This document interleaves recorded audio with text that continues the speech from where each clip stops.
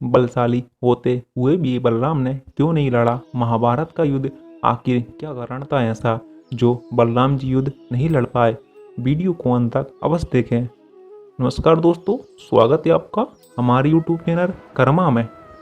श्री कृष्ण के बड़े भाई बलराम जी शेषनाग के अवतार थे। कंस द्वारा देवकी की 6 संतानों के वध के बाद शेषनाग जी बलराम के रूप में देवकी की कोख में आए। उनके जन्म से कुछ समय पहले वासुदेव की पहली पत्नी रोहिणी देवकी तथा वासुदेव से मिलने कारागार गई तथा वहीं अपनी योग शक्ति से देवकी के गर्भ से बलराम को अपनी गर्भ में सुरक्षित कर लिया, क्योंकि बलराम का एक गर्भ से दूसरी गर्भ में आकर्षण हुआ था, इसलिए उन्हें संस्करण भी कहते हैं। बलराम जी के विषय में कौन नहीं जानता, ये बल के धाम थे और साथ ही क्रोध के भी, जहाँ कृष्ण अपनी मुस्कान और शील स्वभाव के लिए प्रसिद्ध हैं।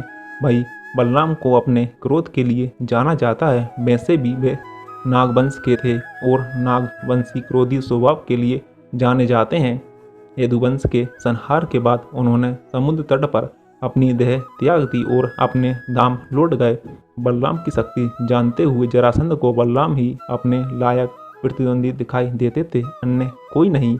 यदि कृष्ण जी की योजना भीम द्वारा जरासंध के वध की ना होती तो बलराम ही जरासंध का वध कर चुके होते, किंतु इतने शक्तिशाली होने पर भी उन्होंने महाभारत के युद्ध में न लड़ने का फैसला क्यों किया? क्या कारण था कि वे युद्ध करने के स्थान पर तीर्थ यात्रा पर चले गए? महाभारत के युद्ध में सभी छोटे बड़े राज्यों से सैकड़ों राजाओं ने भाग लिया था। जहां एक तरफ कौरवों के साथ कृष्ण की नारायणी सेना सहित 11 अश्वरोहिणी सेना थी, वहीं पांडवों के पास केवल 8 अश्वरोहिणी सेना थी। किंतु ऐसे में भी जब कृष्ण निशस्त्र पांडवों के साथ थे, बलराम ने युद्ध न करने का प्रण लिया और तीर्थ यात्रा पर निकल गए। और तो और उन्होंने कृष्ण को भी यही सुझाव दिया कि युद्ध में हिस्सा न लें, क्योंकि दोनों ही पक्ष हमारे संबंधी हैं और किसी भी एक पक्ष का साथ देना दूसरे के साथ अन्याय करना है। दोनों ही पक्ष अधर्म कर रहे हैं और इसमें यदि हम सम्मिलित हुए तो वे भी अधर्म होगा। चूँकि बलराम भैया दुर्योधन को वचन दे चुके थे कि वे और कृष्ण युद्ध में शस्त्र नहीं उठाएंगे, इसलिए कृष्ण जी ने भी उनके वचन का मान रखते हुए युद्ध में बिना शस्त्र के भाग लिया और अर्जुन के सारथी बन गए। उन्होंने भ्राता बलराम को भी समझाया कि धर्म स्थापित करने के लिए युद्ध का होना आवश्यक है। और रही संबंधों की बात, तो एक पक्ष सेना और एक पक्ष मुझे चुन ले। जब दुर्योधन को पता चला कृष्ण निशस्त्र युद्ध भूमि में होने और दूसरी तरफ उनकी ताकतवर नारायणी सेना होगी, तो उसने सेना का ही चुनाव किया, किंतु श्री कृष्ण ने निहत्थे पांडव सेना को विजय दिलाई।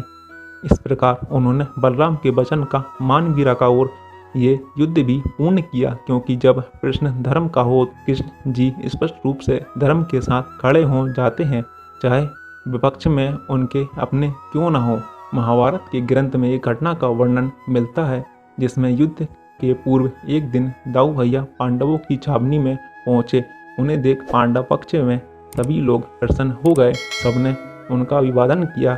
सबका अभिवादन स्वीकार करके बलराम धर्मराज युधिष्ठिर के पास बैठे। सबको आशा थी कि उन्होंने अपना निर्णय बदल लिया होगा, किंतु बलराम ने बड़े दुखी और व्यथित मन से कहा कि इस युद्ध में मुझे कोई रुचि नहीं है। सभी लोग आपस में लड़कर मूर्खता कर रहे हैं। मेरे लिए पांडव भी उतने ही प्रिय हैं जितने कि कौरव, इसलिए मैं इस युद्ध में भाग नहीं लूंगा। बलराम ने कहा, जिस तरफ कृष्ण हो उसके विपक्ष में मैं कैसे जाऊं? भीम और दुर्योधन दोनों ने ही मुझसे गदा सीखी है, दोनों ही मेरे शिष्य हैं, दोनों पर मेरा एक जैसा स्नेह है।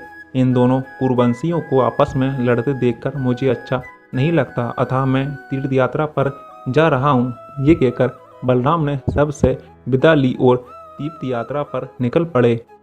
वे युद्ध के अंतिम दिन कुरुक्षेत्र पहुंच गए थे तथा दुर्योधन और भीम का गदा युद्ध भी देखा, जिसमें कृष्ण ने भीम को इशारे से बता दिया कि दुर्योधन की जंगा पर वार करें।